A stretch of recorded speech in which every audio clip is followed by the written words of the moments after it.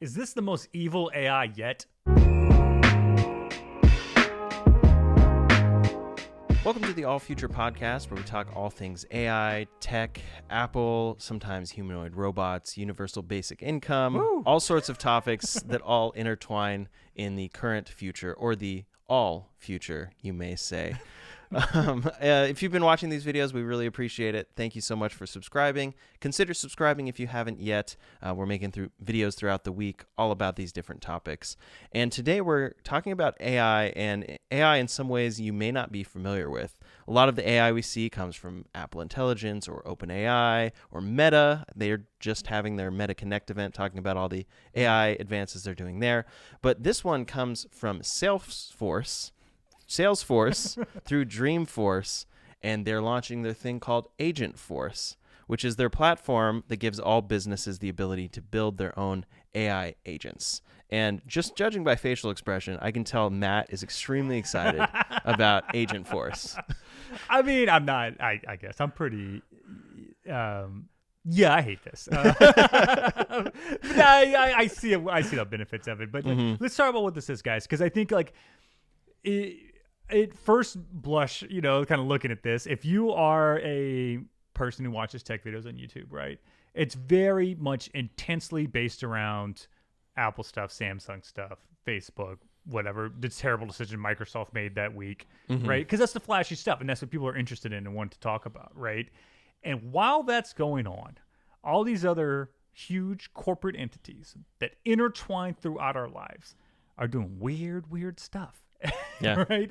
And it's the problem is does it make a cool 60-second YouTube short or TikTok or something to make people interested in it and care?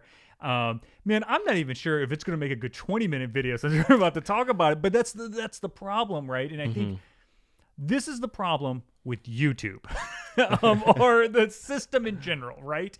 Is that I'm almost positive that the title of this video is probably going to be something like what Apple's missing out on. Like, I don't know what the title is yet, but I'm sure it's going to be something like that, because that's how we're going to have to get people to click in on this, to talk about something possibly insidious that is going to be wrapping around their daily lives and their daily habits, and they're not even going to know it. And it is the lobster boiling in water or whatever, frog boiling in water, whatever the stupid metaphor is. But if you raise this temperature slowly over time, you don't realize that we're boiling alive. So guys, that my somewhat ominous setup for this, for you guys to kind of get in on it. But let me explain this. This is me just the overview here. Okay. There's a company called Salesforce. Probably a 70-30 chance that you have not heard of this company at all. They do a lot of back-end management of companies' forward-facing sale operations. So they're guys who set up how you order online and do the inventory management, order fulfillment, all this kind of software stuff that's happening in the background when you do that sort of thing. They're probably the biggest people in that space, I would say. They do some other stuff too, but for the purpose of this video, that's what's kind of the focus on. They have a thing called Dreamforce. And then Dreamforce has this thing called Agentforce now. So Dreamforce is kind of their overarching AI system, I guess, for lack of a better term. And then Agentforce are their AI agents that they are building to enable things within the Salesforce system. So what could this be? Well, this could be everything from, when I need help knowing what happened to my order, it's missing or something, and I log into customer support on the website, they can have an agent that does inventory management and tracking. That particular AI agent can talk to you. You can get it all figured out. And then what they've shown in this presentation is, hey, now we can integrate this across the board into your entire platform. You don't need to know anything. And what's going to happen is we're going to have all these agents that can talk to your customers, help them out, help them find stuff better, help them feel better about their shopping experience, all this kind of stuff. This sounds great. Sure. So good. Helping people. Love it, right? This is where this stuff gets weird, though, and where I think it's probably bad, is that what AI has shown in its short life, and what I mean by the LLMs, right? How remarkably good they are at manipulating people. And I mean remarkably good. And I would say this, for you guys who aren't really familiar and don't maybe work in the marketing or advertising world or anything like that, I would say a ton of, probably the majority of the ads at this point that you were seeing has copy, meaning the text that you see associated with that ad, either enhanced or written by AI. And then the system that it uses, what you would call in marketing terms the click funnel, which is the idea of I see an ad, I click on the ad, I go to the website, I see a product, I put it in my cart, I order. So you're funneling down the clicks, right? That has probably already been enhanced by AI in some way. Certainly it's already been enhanced algorithmically, right? Because it'll go, oh, well, here's some more stuff you might like, right? Yeah. And that's all based on all the immense amount of data these companies have stolen from us. And then now with this thing, it's like, oh man, look, we've got all this data on this person. And they show, this presentation is like an hour, guys. You don't need to watch it, but you skim through it and see some of the stuff. They literally go, okay, we've got an AI agent talking to a customer, right? They're trying to get an idea of what we want to buy. And then in the background, they're showing what's happening behind the scenes in this demo. And they have like the whole column of like, well, here's this person's entire order history. Here's what we know about them through algorithmic tracking, through things like Google Ads, Facebook Pixel, all the stuff that follows us around the internet all the time. And now this AI, it's got so many weapons to convince you to buy things you don't need. and to do it in a way that's almost insidious, right? Because it can really push the right buttons, you know, and these things are so good at this, right? And what we're going to see is how these agents can adjust their tone, adjust how they talk to people, right? Yeah. And then what it does, here's the craziest thing that, well, not crazy, this does a lot of crazy things, right? But you watch this demo, and then the person, the customer, the fake customer goes, hey, well, I need some styling help. And the problem is they go, oh, well, we don't have an AI agent that does that. No problem. That's where we'll bounce you out to a human, okay? And then they see what the human on the far end is going to see about that customer when they come in. And they go, oh, well, here's all their order history, all their information, all the chats they have had with customer service. And guess what we're going to do? We're going to summarize it for you so you can see it real quick, human, and know what buttons to press to get them to buy stuff. Yeah. Right? Like, so it's a human, but it's an they're AI inputting enhanced what human. It's a human you're talking to, but they have all the tools and information that the tracking algorithms and the AI have gathered from people. And what is this? This is going to sell more stuff, right? This is going to do exactly what it's designed to do. This thing works well for what it's designed to do. Yeah. So people watching a Salesforce event are Yes. quite excited watching these Dude, things. watch this event. It's I don't know if you're an Office guy. You've seen The Office, any? Like when Yes, of course. There's the episode. Yeah, you're like, yeah, I'm a white guy in the world. Yes, dude, I've seen The Office, of course. Yeah, but there's the episode where Dwight wins the Salesman Awards, but then he gives the speech that's all like excerpts from like Mussolini and like Mao Zedong. It's like crazy stuff. I don't know, right?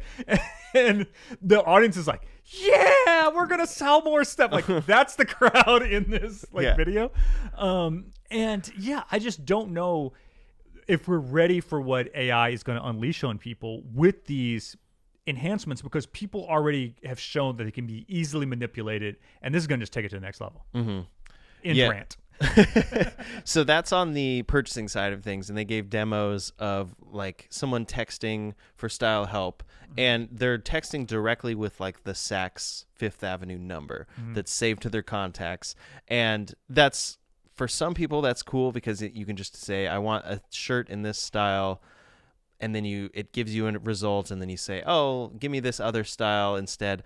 But yeah, my initial alarms are going off immediately of like, well, it's never going to probably give you the thing that's on sale. It's probably not like all these things, these factors that we consider when we're shopping around for stuff. It's just not going to give you that. And also it's giving you one result as opposed to you're looking at a website with a bunch of different things. It's like, that's not even shopping. That's like an immediate recommendation, which could be very cool or could be the opposite of what we want in a shopping experience. Yeah. And then this thing, when you see the little demo, it's like the Saks Fifth Avenue demo. Sophie, I believe, is what they call the chat agent there or something like that. But, it pops up with a little picture of a, not threatening attractive, the perfect amount of attractiveness in a young woman, right? and she's fun and personable. And the fact that you can literally just text Saks Fifth Avenue, like you would have that saved in your phone, like Sophie from Saks Fifth Avenue, and I'm like, oh hey, I'm looking at getting a new purse today, Sophie. What do you think? People are going to develop parasocial relationships with these AIs. People already do that. I mean, geez, there's so many chat bots AI bots out there that people are like dating or whatever, like this weird stuff, right? And people already, this is a classic salesman technique, right? Like if people like you, they buy from you. Like that's how system has worked for whatever. The first guy selling stone wheels, they were like, oh, I like this guy, and they so. But now you can make it so where that's not a human. That person can have that AI agent can have the type of personality that specifically psychologically appeals to you, right?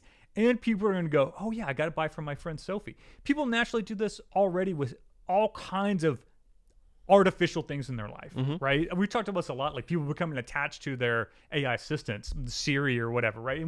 And companies give them names and they humanize them, and this thing is talking to you in a humanizing way. This thing is absolutely going to make people buy things they don't need, right? And look, Saks Fifth Avenue, whatever, let the rich get screwed over by the stuff, right? But that's it's gonna trickle down into our everyday lives. In a way that's going to be highly manipulated, because that's all the incentive this thing has, is to be manipulative, right? Like it's goes to sell products. And on the customer side, they're going to feel happier. They're like, oh, my friend got me the best deal on this purse. And your friend is this, AI chatbot designed to sell you things.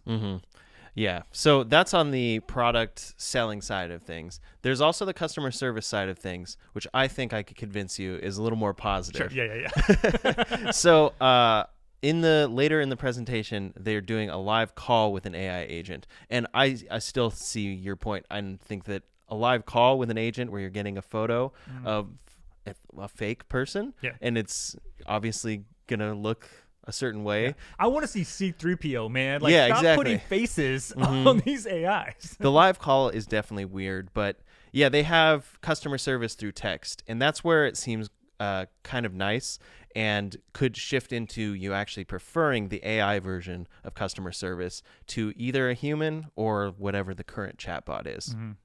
Most sales or most customer service things right now, you have like a chatbot, and it can only do limited things based on your order history. For most people, I think, once you need to actually do the thing you need to do, you're going to need to get through to a live agent. And sometimes those agents can be quite slow, because you can tell they're working with 10 to 20, or I don't even know. They're working with tons of different people at the same time. So you're getting the responses you want, but it's like, man, why is it taking him 3 minutes to look at my order number? Like that kind of stuff. So the AI could be a lot better at those kind of actions. And then it also would be a lot better than a chatbot, because it actually can go further. So it was things like, hey, I need to return this. It didn't quite fit. And then it says, oh, well, maybe a medium size will be a little more roomy. And just the fact that it can process the return and all of that stuff without you having to look at the return policy, having to figure out all of that stuff on your own, that kind of stuff definitely sounds nice to me. And then Salesforce, the whole point of this is that they can deliver that to your company, whatever size it is or whatnot. And you can build your chat agent to be specifically for that task, and quite useful. Sure, I'm on board with that. That's fine, right? Like, I guess like because that's a massive benefit to the consumer, right? And because a lot of customer service is pretty bad. And you're right, almost all customer service now is initially a limited function chatbot that can basically just pull your order history or whatever, and then they have to get a human on board to help you. So I guess like these are the kind of things that AI is going to be very helpful with. And I'm look, I've got a podcast here where we talk a lot about AI. I think I'm pretty pro AI most of the time.